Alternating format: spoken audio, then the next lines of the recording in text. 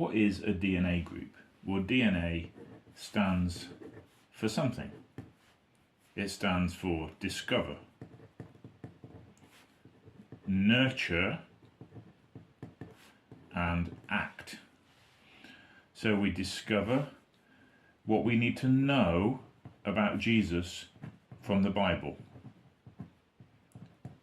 Asking the 4 questions: who is God? What has he done?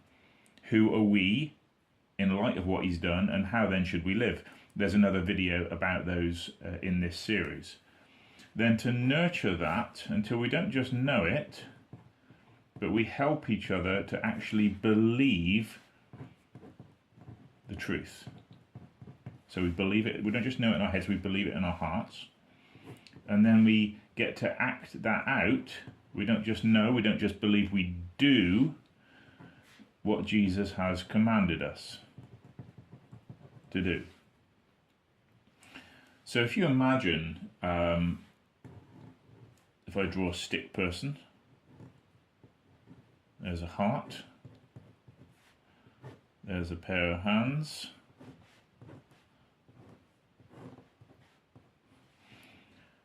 discover,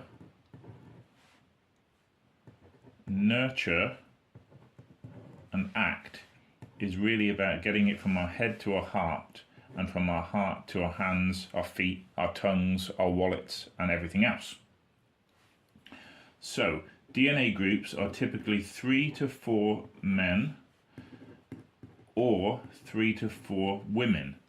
Now the reason we do same-sex groups, and this is, by the way, the only thing that we do as a single-sex group. Everything else is done together, leadership is together, missional communities together, men and women working together as equals. Now if we don't have same-sex groups, what we'll find is that if you stick a man in a ladies group or a lady in a man's group, we will not talk about everything in the same level of transparency that we need to. The reason we need to talk about everything openly, including all of the stuff that we don't usually find ourselves talking about in church, because we need to apply the gospel. The gospel is for all of life, so there's no area of life that doesn't involve the gospel. So we need to talk candidly and openly in a safe, nurturing environment so that we can make sure that the gospel is not just known, but lived out as we believe it.